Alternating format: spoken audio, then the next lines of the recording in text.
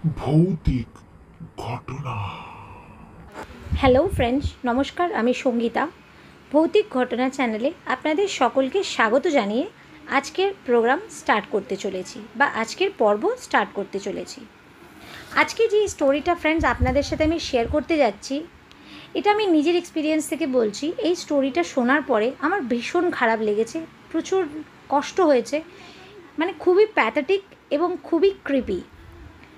আপনারাও শুনুন, আপনারাও বুঝতে পারবেন এবং আপনাদের অবশ্যই মতামত আমাদেরকে জানাবেন। আপনাদের অনুপ্রেরণাতেই আমরা এগিয়ে যাওয়ার সাহায্য পাব। আপনাদের কমেন্টসের মাধ্যমে আমরা জানতে পারবো আমাদের ভুল ত্রুটিগুলো এবং সেগুলোকে আমরা আবার থেকে ঠিকঠাক করে আমাদের কাজটাকে ভালোভাবে সম্পূর্ণ করতে পারবো। তো আসুন আপনাদের সাথে স্টোরিটা শেয়ার করি। এই স্টোরিটা একটা মুসলিম ফ্যামিলির এবং এই স্টোরিটা আমাকে যিনি পাঠিয়েছেন তিনি কলকাতা থেকে তন্ময় দাস, এবং উনি এটা কারোর কাছে শুনেছেন, কোনো চ্যানেলেও শুনতে পারেন বা কোনো ফ্রেন্ডসের মুখে। উনি জাস্ট আমাকে এটাই জানালেন যে উনি শুনেছেন। এটা ওনার শোনা একটা স্টোরি, যেটা আমি আপনাদেরকে শোনাচ্ছি। তো যেরকম বললাম, একটা মুসলিম ফ্যামিলির স্টোরি। মুসলিম ফ্যামিলিতে যে ছেলেটির স্টোরি তার নাম আলম। আলমের একটা ওয়াইফ এবং 4টে বাচ্চা। 4টের মধ্যে 2টো ছেলে 2টো মেয়ে। মোটামুটি সুখী পরিবার, খুব ভালোভাবেই তারা জীবনযাপন কাটাচ্ছেন। আলমের নিজস্ব একটা দোকান ছিল, নিজের বাড়ি, নিজের দোকান, নিজস্ব ব্যবসা, এই সমস্ত নিয়ে তাদের ভালোভাবেই দিন কাটছিল।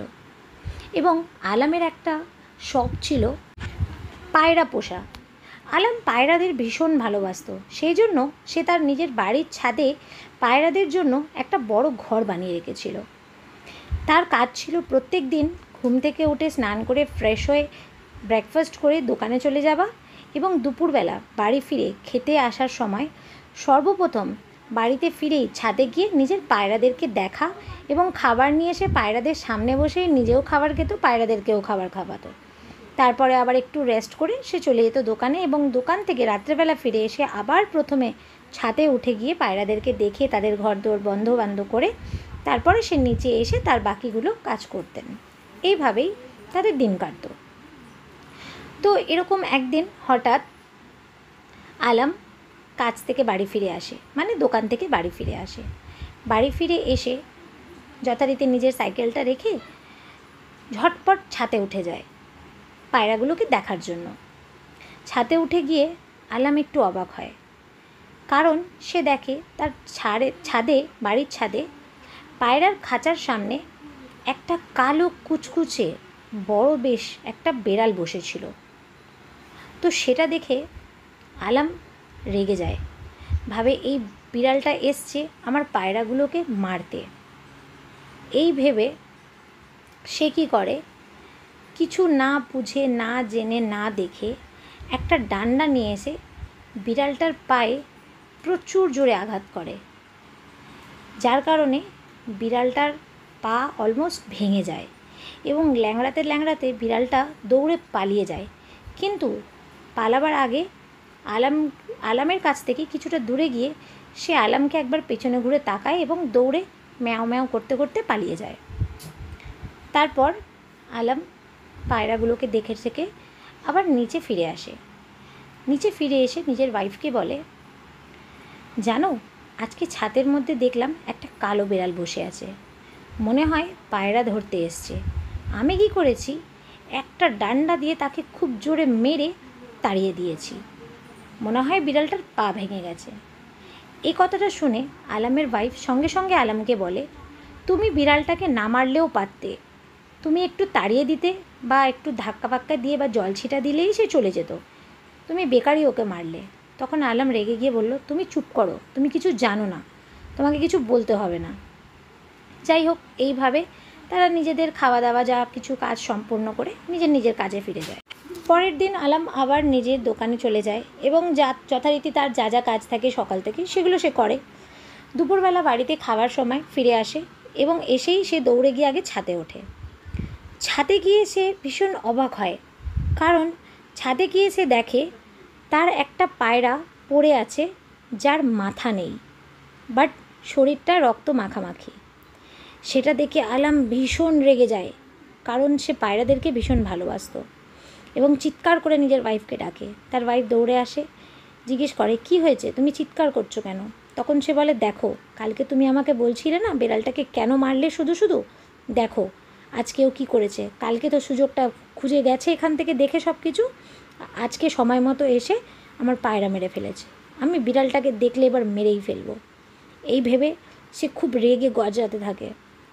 তারপর যাই হোক, আবার তারা নিচে চলে আসে, কিন্তু আলামের খুব দুঃখ লাগে যে তার একটা পায়রা এইভাবে মারা যায়।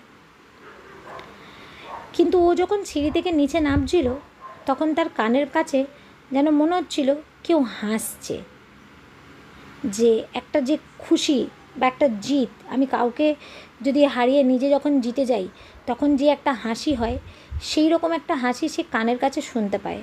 তখন তার মনে হয় যেন তার আশেপাশে পাড়া প্রতিবেশীর লোকরা হয়তো হাসছে যে ভালোই হয়েছে পায়রাটা মরে গেছে। কিন্তু সে যখন চোখ ঘুরিয়ে এদিক ওদিক দেখে, সে কিন্তু কাউকে দেখতে পায় না। যাই হোক, তারা নিচে ফিরে আসে, হাত মুখ ধুয়ে আবার নিজেদের খাওয়া দাওয়া করে নিজের মতন কাজ শুরু করে। পরের দিন আলাম সকালবেলা দোকানে যাওয়ার সময় তার ওয়াইফকে বলে যায় তার বাড়ির যে বড় ছেলে তাকে যেন মাঝে মাঝেই ছাদে পাঠানো হয়, সে গিয়ে এবং তার ওয়াইফ দুজনেই গিয়ে মাঝে মাঝে যেন পায়রাগুলোকে দেখে আসে, যাতে বিড়ালটা আসলে তাকে তাড়িয়ে দেওয়া হয় বা মেরে ভাগানো হয়। তো তার ওয়াইফ বলে ঠিক আছে, আমরা মাঝে মাঝেই যাব এবং ছেলেটাকে বলবো বেশিরভাগ যেন ছাদের মধ্যেই সময়টা সে কাটায়। এই বলে আলাম নিজের মতন চলে যায়। দুপুরবেলা আলাম বাড়িতে ফিরে আসে, আবার সে এসেই আগে ছাদে ওঠে। ছাদে গিয়ে সে দেখে আজকে একদম রেগে গিয়ে গজরাতে থাকে, কারণ সে ছাদে উঠেই গিয়ে দেখে কালকের মতো আজকে দুটো পায়রা পড়ে আছে এবং আজকেও তাদের দুজনের মাথা নেই, বাট শরীরটা রয়েছে পড়ে এবং সেই দুটো রক্তে মাখামাখি। তখন আলাম আবার খুব জোর চিৎকার করে তার বউকে ডাকে এবং তাকে বলে, তোমাদেরকে আমি বারে বারে বলেছিলাম যে এসে দেখে যাবে মাঝে মাঝে, যাতে কোনো বিড়াল বা কেউ এসে না আমার পায়রাগুলোকে মারে। দেখো আজকে আবার সেই একই কাজ। এবং এই কথাটা যখন আলাম তার ওয়াইফকে বলছিল, তখন আলামের পেছন দিকে সেই পায়রা দুটো পড়েছিল। আলাম তার বউয়ের দিকে ঘুরে কথা বলছিল এবং আলামের বউ যখন তাকে সরিয়ে পেছন দিকে দেখতে যায় পায়রাগুলোকে, সে দেখে সেখানে কিছুই নেই। তখন আলামকে বলে, কোথায় কী আছে, আমি তো কিছু দেখতে পাচ্ছি না, কোথায় তুমি কি দেখাচ্ছ? তখন আলাম যখন নিজেও পেছন ফিরে তাকায়, তখন সে দেখে সত্যি সেখানে কিছু নেই। এবং এক সেকেন্ডের জন্য আলাম খুব জোরে একটা ভয় পায় যে এ কি, আমি এক্ষুনি দেখলাম দুটো পায়রা এখানে মরে পড়ে আছে যাদের গলা নেই, এক সেকেন্ডে সেই পায়রাগুলো গেল কোথায়? তখন সে হয়তো মনে একবার ভাবলো হতে পারে বিড়ালটা এখানেই কোথাও লুকিয়েছিল, মুখের মধ্যে নিয়ে চলে গেছে। কিন্তু আবার সে ভাবছে এত শীঘ্রই কীভাবেই সে নিয়ে যেতে পারে। যাই হোক, তার বউ তাকে বলল, তুমি নিচে চলো, তোমার মাথা ঠিক নেই, সেজন্য তুমি ভুলভাল বকছো, যাই হোক হাত মুখ ধুয়ে খাবে চলো। আবার এই কথাটা শুনে আলাম যখন নিচে সিঁড়ি থেকে নামতে শুরু করে, আবার সেই হাসি সে শুনতে পায় কানের কাছে এবং সে কিছু ভাবে না, চুপচাপ নিচে চলে যায়, হাত মুখ ধুয়ে খেতে বসে। কিন্তু খেতে খেতে সে ভাবতে থাকে, আমি তো এক্ষুনি দেখেছিলাম পায়রা দুটো পড়েছিল, তারপরে কিছুক্ষণের মধ্যে সেটা কোথায় চলে গেল, কোথায় উধাও হয়ে গেল, এই জিনিসটা ভাবতে থাকে। যাই হোক, তো সে কী করে, চলে যায়। যখন সে দোকানে ফিরে যায়, দোকানে গিয়ে তার না কাজকর্ম করে নানা রকম, সে যখন রাত্রের দিকে বাড়ি ফেরে, তখন সে একটা জিনিস দেখে খুবই ভয় পায়। তার আগে বলে দিই, আলামদের বাড়িটা ছিল মেন এন্ট্রেন্স থেকে ঢোকার সময় তাদের ছাদে যাওয়ার যে সিঁড়িটা, সেটা একদম স্ট্রেটভাবে দেখা যেত। তো আলাম যেই তার সাইকেলটা রেখে মেন এন্ট্রেন্স থেকে পা বাড়িয়েছে, সেই সময় সে দেখে তাদের সেই ছাদের সিঁড়ির মধ্যে কেউ একজন বসে আছে, কালো কুচকুচে কাপড় পরে, এবং তার চেহারাটাও একদম কালো কুচকুচে। তার মুখ স্পষ্টভাবে বোঝা যাচ্ছে না, কারণ সে একদম কয়লার মতো কালো। অথচ তার কোলে সেই বেড়ালটা, যেটাকে আলাম মেরে পা খোঁড়া করে দিয়েছিল, এবং সেই বেড়ালের চোখটা যেভাবে জ্বলজ্বল করছে, সেই ফিগারটা যে বিড়ালটাকে নিয়ে সিঁড়িতে বসে আছে, তার চোখটাও সেম সেইভাবেই জ্বলজ্বল করছে। সেটা দেখে আলম যে চিৎকার করবে সেই সাহসটুকু তার হচ্ছিল না। সে কি করে, দৌড়ে গিয়ে তার রুমের মধ্যে ঢুকে দরজাটা বন্ধ করে দেয় এবং তার ওয়াইফ, বাচ্চারা সেখানেই উপস্থিত ছিল। তার ওয়াইফ তাকে জিজ্ঞেস করে, কি ব্যাপার, তুমি এত ভয় পাচ্ছ কেন, কি হয়েছে তোমার? কিন্তু আলম কিছুই বলতে পারে না। সে থরথর করে কাঁপছে, এতটাই কাঁপছে ভয়তে তার হাত পা পুরো ঠান্ডা হয়ে গেছে। সে মুখ থেকে একটা শব্দও করতে পারছে না। তাড়াহুড়ো করে তার ওয়াইফ তাকে খাটের মধ্যে শুইয়ে হাত পা ঘষতে থাকে। বাচ্চারাও তাকে একটু শান্ত করে তার ওয়াইফ তাকে জিজ্ঞেস করে, কি হয়েছে, তুমি এত ভয় পেলে কেন? তখন সে বলে, আমি সিঁড়ির মধ্যে এরকম এরকম দেখেছি, একজন বসে আছে যে পুরো কালো কুচকুচে, এবং তার কোলে সেই বিড়ালটাকে নিয়ে সে আদর করছে, এবং বিড়ালের চোখ এবং সেই ফিগারটার চোখ সেমভাবে জল করছে।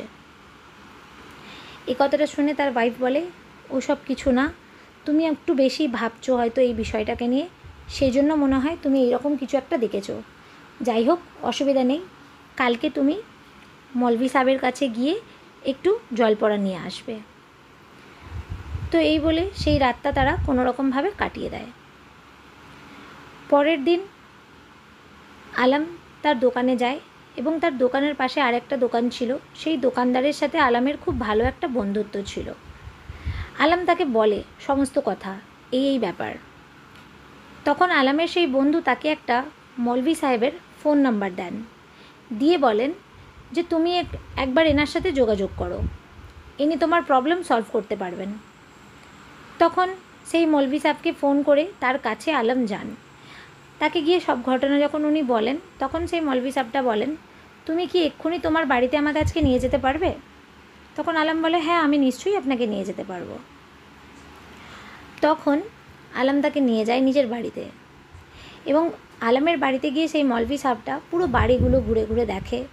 তাদের যে কটা রুম ছিল সব রুমে যান, তাদের ছাদে গিয়ে সব কিছু দেখে টেকে এসে বলেন, তোমার বাড়িতে জিনের বাস রয়েছে, এবং তুমি যেই বিড়ালটাকে দেখেছো সেই বিড়ালটার মধ্যেই সেই জিনের প্রাণ আছে। তুমি যদি সেই বিড়ালটাকে মেরে ফেলতে পারো তাহলে তোমার বাড়িটা কিন্তু জিনের হাত থেকে মুক্তি পেয়ে যাবে, আর তোমাদের কোনো প্রবলেম হবে না।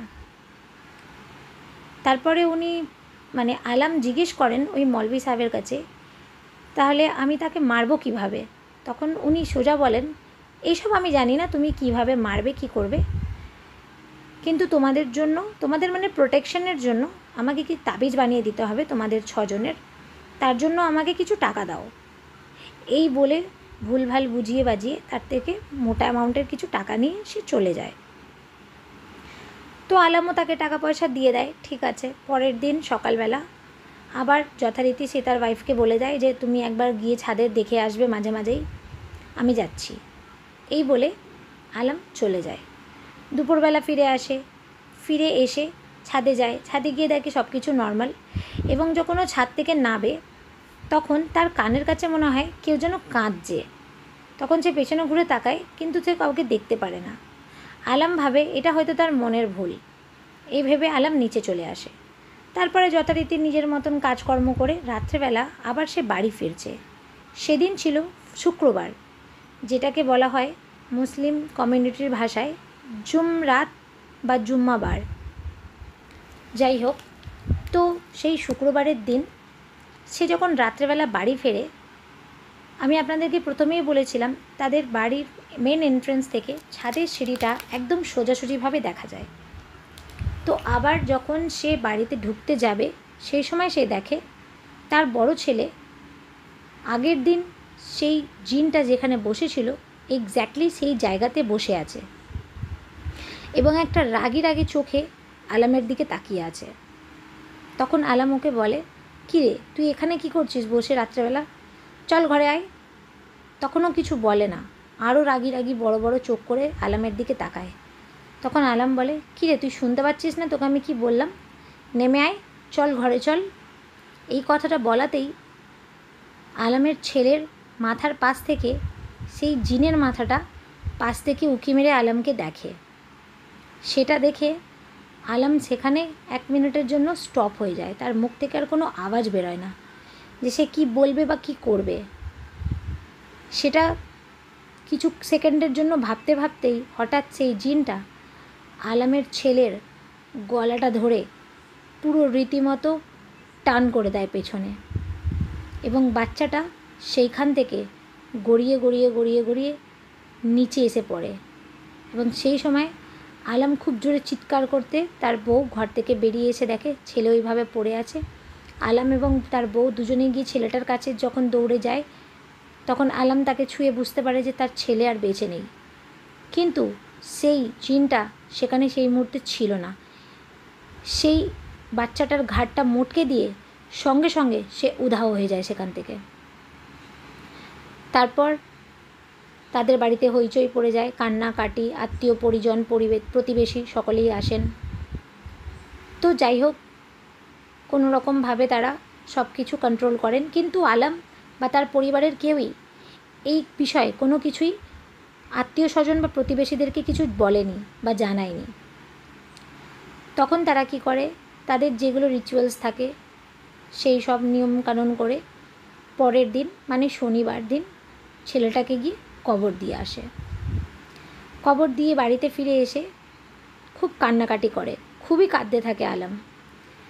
তখন তার বউ হঠাৎ কাঁদছিল বসে আলামের পাশে, হঠাৎই আলামকে বলছে, তুই তোর এই কান্নাটা বাঁচিয়ে রাখ, পরের জুমাবারে কাজে আসবে। এই কথাটা শুনে আলাম একদম চমকে উঠে বউয়ের দিকে তাকিয়ে বলে, কি বলছো তুমি এসব? তখন বলে, আমি যেটা বলেছি সেটা ঠিকই বলেছি, তুই তোর কান্নাটাকে বাঁচিয়ে রাখ, পরের জুম্মাবারে এই কান্নাটা তোর অনেক কাজে আসবে। যাই হোক, এই সমস্ত হবার পরে আত্মীয় স্বজনরা যে যার মতন বাড়ি চলে যায়। রাত্রেবেলা আলাম এবং তার পরিবার সবাই শুয়ে পড়ে। কোনো রকম সকালবেলা পরের দিন ওঠে এবং উঠে গিয়ে সে ছাদে যেই একবার যায়, গিয়ে দেখে ছাদের মধ্যে সেই বিড়ালটা আবার বসে আছে। তখন সেই মলবিটার কথা তার মনে পড়ে, এই বিড়ালটাকে মেরে ফেললে সব প্রবলেম সলভ হয়ে যাবে। সেই কথাটা ভেবে আলাম নিজের মনের মধ্যে একটা ফন্দি আঁটে যে সে বিড়ালটাকে মারবে, এবং এইটা ভেবে সে সেদিন দোকান না গিয়ে বাজারে যায়। বাজার থেকে একটা বড় খাঁচা কিনে নিয়ে আসে, যেটার মধ্যে সে বিড়ালটাকে ধরতে পারবে। সেরকম ভেবে আলাম বাজার থেকে একটা খাঁচা কিনে নিয়ে আসে এবং সেই খাঁচাটাকে নিয়ে এসে ছাদের মধ্যে সেট করে। খাঁচার ভেতরে দুটো পায়রাকে বন্দি করে পাটা জালের মধ্যে বেঁধে রাখে এবং একটা দড়িকে এমনভাবে খাঁচার দরজার সাথে সেট করে, যেই বিড়ালটা ভেতরে গিয়ে ঢুকবে সেই দড়িটা পেছন থেকে টান পড়লেই খাঁচার গেটটা বন্ধ হয়ে যাবে। সেরকমভাবে দড়িটাকে সেট করে আলাম বসে থাকে ছাদের একটা কর্নারে। যথারীতি বিড়ালটা আসে, পায়রাদেরকে দেখে সে যেই খাঁচার ভেতরে ঢোকে সঙ্গে সঙ্গে সেই দড়িটাকে টেনে খাঁচার দরজাটাকে আলাম বন্ধ করে দেয় এবং নিচে গিয়ে বাড়িতে পেট্রোল বা কেরোসিন যেটাও অ্যাভেলেবেল ছিল সেটা নিয়ে এসে রীতিমতো সে সেই বিড়ালটার উপরে ঢেলে দেয়, ঢেলে দিয়ে ম্যাচ দিয়ে জ্বালিয়ে দেয়। এবং যেই জ্বালিয়ে দেয় ধাও ধাও করে বিড়ালটা জ্বলতে থাকে আর ম্যাও ম্যাও করে খুব বাজেভাবে চিৎকার করতে থাকে। সেই চিৎকারে বাড়ির আশেপাশের বিল্ডিংয়ের লোকেরা জিজ্ঞেস করে, আলাম কী হয়েছে, আলাম কী হয়েছে, এত চিৎকার চেঁচামেচি কিসের, বিড়ালটা ওরকম করছে কেন? কিন্তু কেউ সেরকমভাবে কিছু দেখতে পায় না, আর আলাম কাউকে কোনো রকম জবাবও দেয় না। পাড়া প্রতিবেশীরা শুধু এইটুকুনি দেখতে পায় যে তার বাড়ির ছাদ থেকে একটা কালো ধোঁয়া উঠছে। যেহেতু আলাম কিছু বলে না, সেই জন্য সে নিচে চুপচাপ নিজের বাড়িতে চলে যায় এবং আলামও বিড়ালটাকে ওরকম জ্বলন্ত অবস্থায় ছেড়ে দিয়ে নিচে চলে আসে। নিচে এসে বউটাকে বলে, আমাকে খাবার দাও, আমি খাবো। তখন তার বউ তাকে খাবার দেয়। সে হাত পা ধুয়ে এসে খেতে বসে এবং বলে, জানো আমি কি করেছি এখন? ওর বউ বলে, কি করেছো? বলে, বিড়ালটাকে জ্যান্ত পুড়িয়ে ফেলেছি।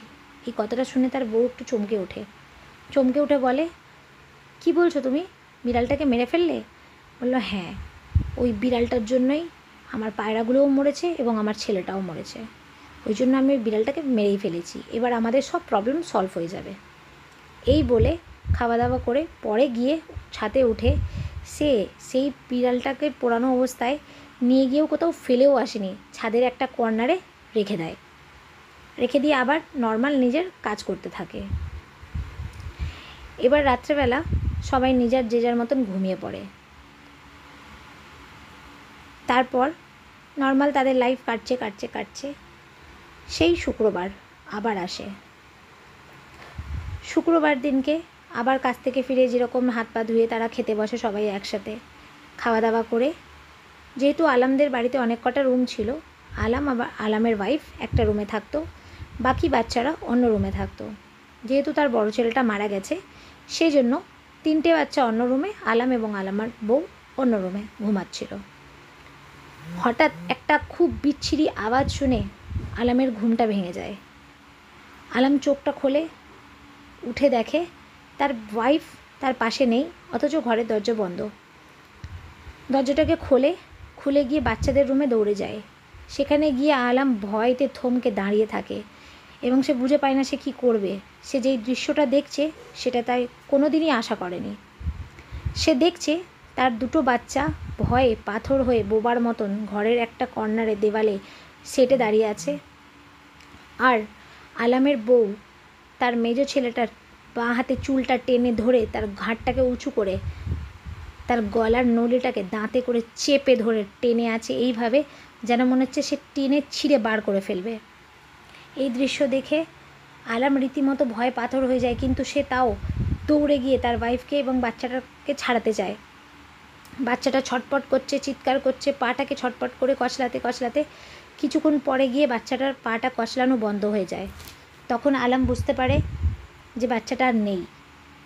তখন সে দেখে বাচ্চাটা যেই মারা গেছে, সঙ্গে সঙ্গে তার বউ বাচ্চাটাকে ঠেলে ছেড়ে দিয়ে জন্তু জানোয়াররা যেরকম 2 হাত 2 পা দিয়ে মাটিতে হেঁটে লাফিয়ে লাফিয়ে দৌড়ায়, সেইভাবে এই ঘর থেকে অন্য ঘরে দৌড়ে চলে যায়। এবং আলাম তখন বুঝতে পারে না যে এটা আমার চোখের সামনে হলোটা কী বা কী হচ্ছে। আলাম ভয় পেয়ে যায় যে 2টো বাচ্চা তো তার মারা গেল।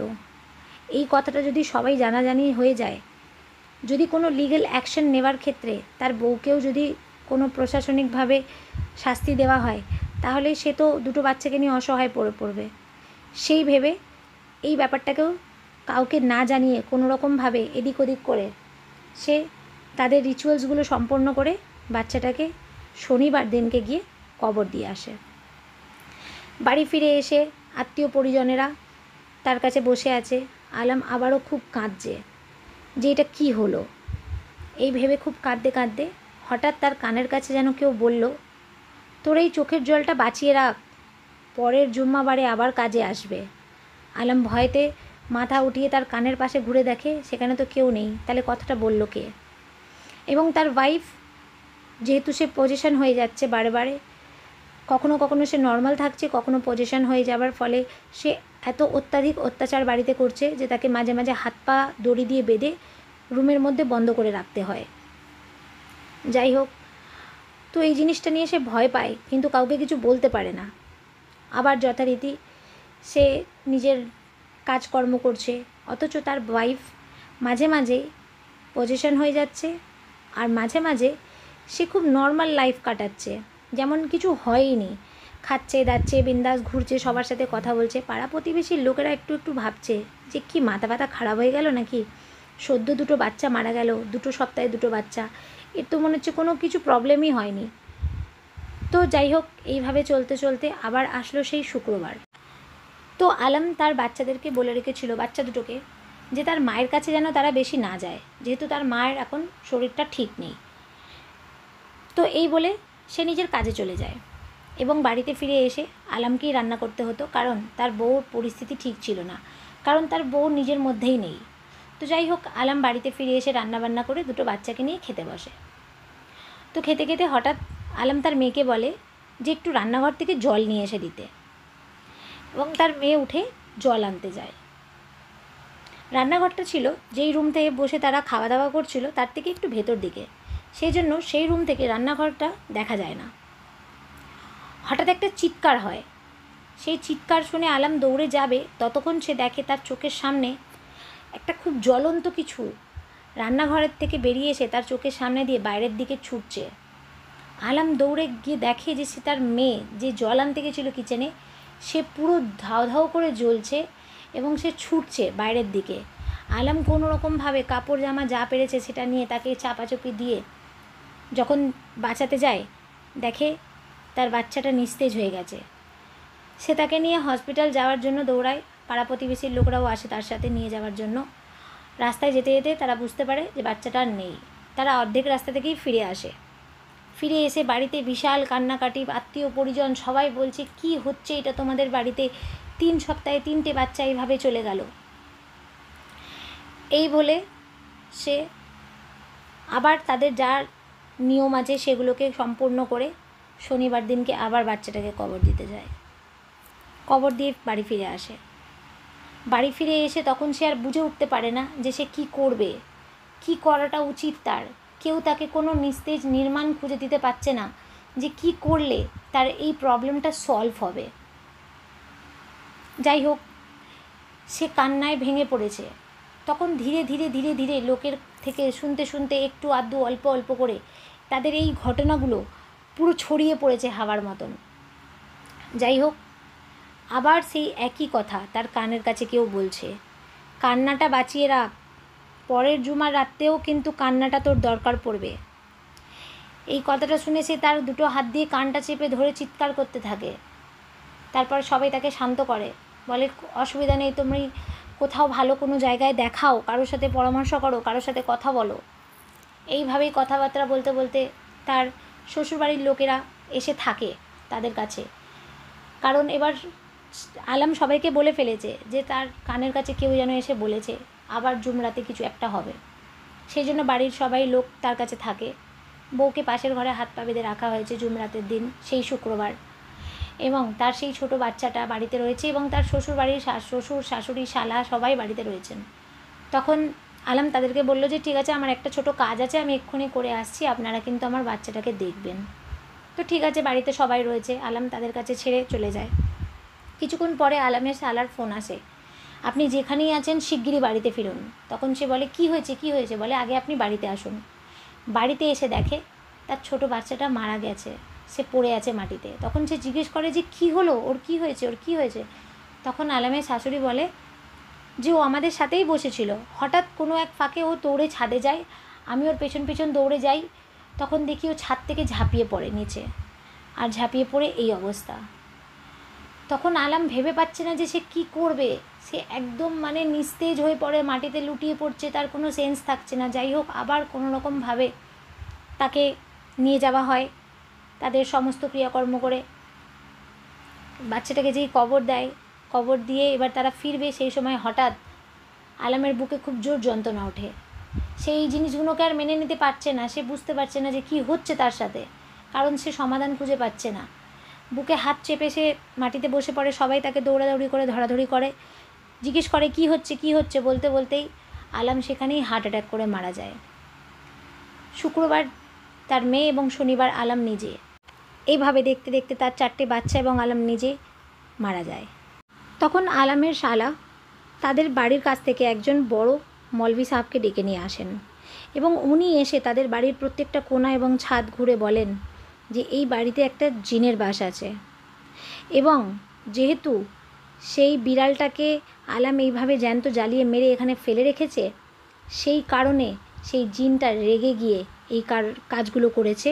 কারণ সেই বিড়ালটা জিনের ছেলে ছিল, ও বিড়াল রূপে এসেছিল তোমাদের বাড়িতে একটু খাবার খাবার জন্য, আর কিছু না, ওর খিদে মেটাবার জন্য এসেছিল। কিন্তু আলাম যেহেতু এই কাজটা করেছে এবং করে সেই বিড়ালটাকে সে অন্য কোথাও না ফেলে দিয়ে বাড়ির কর্নারে, যেহেতু ছাদের কর্নারে রেখে দিয়েছিল, সে রোজ দেখতো এবং সেই রাগে সেই বদলাটা নেওয়ার জন্য এইভাবে একটা একটা করে প্রত্যেকটা বাচ্চাকে মেরে ফেলেছে। তো তখন বললেন যে এবার কি করতে হবে ওর উপায়। তখন ওনারা বললেন যে এই বিড়ালের যে দেহটা বেঁচে আছে যা, ওগুলোকে নিয়ে আপনারা অন্য কোথাও ফেলুন এবং 1 সপ্তাহ এই বাড়িতে কেউ থাকবে না, কিন্তু বাড়িতে 24 ঘন্টা আলো জ্বলবে, তারপর আপনারা ফিরে আসবেন।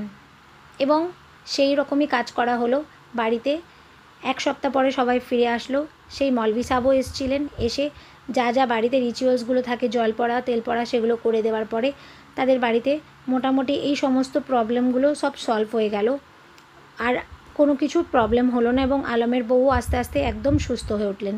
কিন্তু আলমের পুরো পরিবারটা শেষ হয়ে গেল। তো ফ্রেন্ডস, আমার স্টোরিটা আজকে এই পর্যন্তই। আমার এই স্টোরিটা আপনাদের কেমন লাগলো অবশ্যই আমাকে জানাবেন। আপনারা অবশ্যই আমাদেরকে কমেন্টস করবেন, আপনাদের মতামতগুলো জানাবেন। লাইক, শেয়ার, সাবস্ক্রাইব করবেন, বেল আইকনটা প্রেস করে আমাদের পাশে থাকবেন। ধন্যবাদ।